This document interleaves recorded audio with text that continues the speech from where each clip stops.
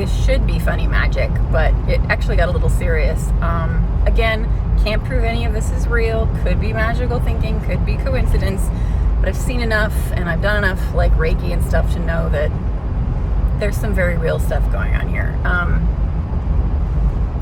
Years ago, I was really fascinated with the concept of weather magic. It's something that pops up in Appalachia and in European craft and Native American craft and a couple other places. I'm sure Brujeria has it. It's basically the ability to cut a storm using an actual axe or an actual, like a, using your hand that way. It's really just using your energy and your intention that way. Why on earth would I think I could control the weather?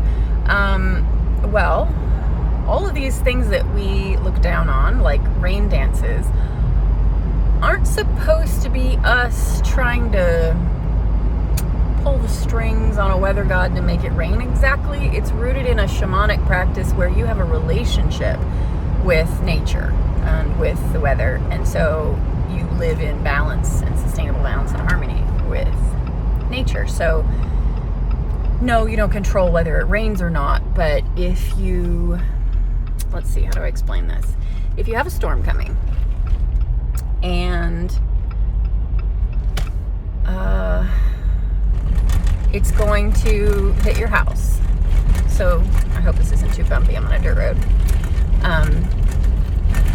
Basically, if you have a tornado or something really serious coming toward your house, you can use a Reiki shield over your house to keep the power on. It works most of the time, but it takes a lot of energy. This is not without cost to you to channel this energy. And I'll finish with another caveat on Reiki in particular that you need to know, because you can do a lot of amazing things, but it doesn't mean that you're creating energy out of nothing. Physics applies everywhere. So if nothing is created or destroyed, you're channeling something. I'll just go ahead and tell you now, Reiki will work on amazing things, but it will hollow you out to make you the perfect channel so that you can channel that energy. You can't just walk up to somebody and say, I'm going to channel energy through you. Well, okay, but what about those emotional blocks that you have? And what about all those hang-ups and indecision? If you're not sure, then you can't have excuse me if this is triggering Christian reference, but if you don't have the faith to move mountains or faith of a mustard seed or faith to walk on water or whatever, raise the dead, is not going to happen. So that speaks to visualization, manifestation, all those things. Do I think you can just go around willy-nilly doing those things? No. I think it takes special circumstances. I've noticed since I was young in Christian religious revival meetings that my parents took me to, where a lot of really crazy healing stuff happened to me and to other people. It's kind of like a group entrainment of brainwaves. If you all come together with the same intent and the same expectation, you can manifest more as a group than you can individually, and it's amazing to see. And I have been through a lot of confusing things in my life that made me lose faith in religion or people, but I have not lost faith in that, because you don't need faith. I think I figured out how it works. It's just not something you can have on tap. So anyway, if you have a storm coming at your house, just like you need to be the right hollowed out channel for Reiki energy, you need to have the authority and the strength and the relationship with that element, water or storm or wind or whatever, to make anything happen. So I really can't explain that one. You would have to just study it yourself for years like I did and see where it takes you, because we all have a particular talent for different types of energy work or magic, just like we have personality. And I was always attracted to the weather. I'm actually a storm spotter. Almost became a meteorologist. So an affinity for the weather would be a great starting place. Anyway, there was this EF3, EF4 potential tornado. That means very large. Not the largest, but very large. Headed straight for my house. And when it was about 2 towns away, about 1 county away, I felt like I was gonna jump out of my skin just because I'm sensitive to air pressure changes. And because I knew it was coming, because I am both a sensitive and a Reiki master and a weather spotter. So I was like, shoot, this is the kind of storm you can't get your family to take seriously because they've never seen anything like it before and they don't believe you. They think you're hysterical. So how did I do this? I basically set the intention that the storm would lift the tornado over my house because I didn't have enough energy to completely break it up. Did I do that or not? I don't know, but I think so. I have a bestie who lives near me and she did something similar and had kind of the same result. We both are Reiki masters and we both use it to protect power in our house. Because we live in the country and it's power outages are terrible out here. I don't always remember to do it. It doesn't always work, but usually it's just not worth the energy. Because it's like holding up the roof by yourself. It's not simple. Anyway, what happened was the storm got to the town northwest of me, which was, 10 miles or something, and left golf ball size hail holes in the golf course because it was such a serious storm, and knocked a bunch of stuff over, trees and the highway. I think it killed a couple people, but it kind of threaded between towns, which was the other thing I was hoping for or aiming for, because the tornado won't hurt much if it doesn't hurt a town.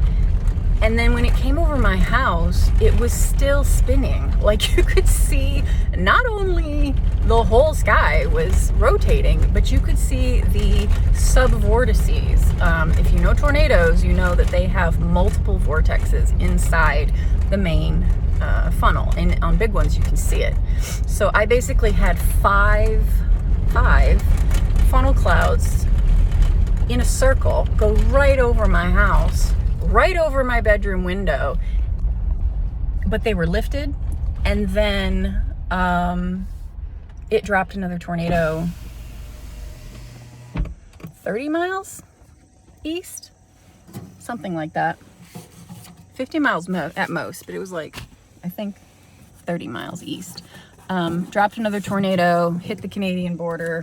I live in Michigan, so it would go through Detroit into Windsor, and then actually got worse. I think it was like EF1, EF2 damage, but turned into a water spout, turned into a nasty shelf cloud again, turned into another tornado. So, can you split the weather? Well, if it's really freaking worth it, you will. You will find a way. I will also say as a caveat that just like in Tai Chi, you have magnetic and electric, or drawing in yin and pushing out yang kind of energy involved.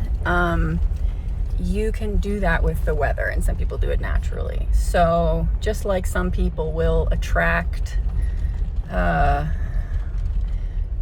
good or bad luck is too vague of a example, but to some extent it's just what you're noticing, right? It's like confirmation bias. So like if you think of a red car, all of a sudden you're going to see red cars everywhere, but that's still valid because you're paying attention now and you can do something about it, right? So it's kind of a combination of that and actually physically shifting something. So yeah, I know I sound like a crazy person, but that's that story. And the other thing I was going to say is the relationship that I have with the weather is also based in European craft, like elemental magic, and in hoodoo there are orishas of it's voodoo, but my mentor was into both, so it's a little bit mixed. The orishas and the loa are very similar anyway, and you can use them for practical magic and not religious, but they all have like elemental correspondences. So like it's confusing, it's complicated, but like Yemaya is the spirit of Mother Ocean that gave birth to evolution and all life. So it's kind of archetypal. But you can also have a deified real human being that becomes an orisha. So Shango is a historical Yoruba, I believe, African chief who was known for his prowess in war, his mischievous love life, definitely polyamorous. I guess you could at least put it that way. No disrespect to anyone who's polyam. It's just, I think it was that and not him just cheating on 4 wives, but I don't know. Anyway, it caused a lot of jealousy. But he's also associated with lightning. And Oya, one of his counterparts, is associated with the wind that comes before a storm. So again, it's not literal, it's not a religion, but if you can understand life in symbols like that, your brain can interact with it in a really powerful way. So I don't know what the point of me telling you that story is unless you feel an affinity for a particular element, like fire and you're not a pyromaniac, or water, like you're always feeling called to be near the beach. I would say whatever you're into, it could be earth, it could be air, it could be anything. I would say follow that and see where it goes on a practical level as well as a psycho-spiritual level, because it's woven into your life in many aspects. So like, I'm a storm spotter because I can't be a tornado chaser just because of lifestyle and health. But I don't get tired of tornadoes, and I didn't even realize that like so many people are really scared of them. Yes, they are really scary. I'm not just trying to be tough. That one that was headed at my house was a beast of a hook echo on radar. I took a screenshot. I'll share it with you sometime. It was like a big old fat comma with a big old thing on the bottom. That's bad, generally speaking. It's not the way that you can tell what the wind is doing. You need to look at the velocities and a bunch of stuff. That's why we have storm spotters and stuff. But anyway, if you are interested in something, just fascinated with it, go with it. Even if it's something like fishing, you know? You do find something about yourself and your relationship with nature. I think it also teaches you your limits as a human, because the point of this is not to be all powerful, because you will burn yourself out. The point is to find where you kind of fit in things and what your ability is that you can kind of share with the world. So yeah, if you have any questions about that, you can message me. It's an interesting topic, but I don't really know how to apply it to other people, because this is highly individual, like what you're interested in and what you're good at and whether you would understand it, because there's probably all kinds of stuff like this that I don't understand because it's just not my thing. So I do work with fire and air and some other stuff, but particularly water. If you want to know storms, tornadoes type wind, like winds of change, and water, big bodies of water specifically. Oshun in hoodoo is like a river goddess of prosperity and love and stuff like that, and that's completely different than Yamiya. So that's another way you can kind of get a sense of like where you fit, what your skill might be as a healer or as a magician or witch or whatever, energy worker, because it feels like a calling.